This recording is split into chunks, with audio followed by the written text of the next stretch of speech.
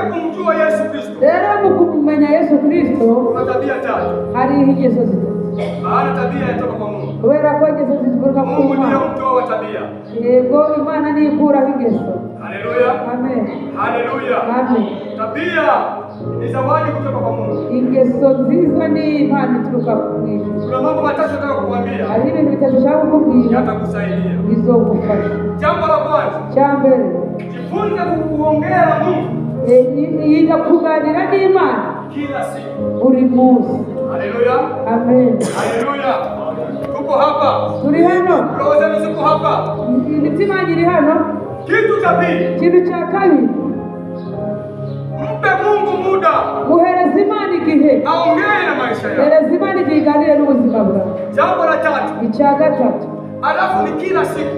Ubundi buri munsi. Jambo la kwanza, ongea na Mungu kila siku. Icya mbere ganira n'Imana buri munsi. Jambo la pili, acha Mungu aongee na wewe kila siku. Reka Imana iganire nawe buri munsi.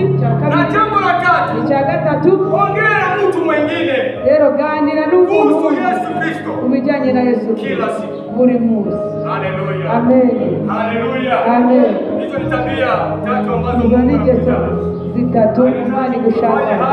Irashaka gukorana nawe. Umfuata Yesu Kristo. Ugishaka gukurikira Imana. Ukitaka kujua ukweli. Ugishaka kumenya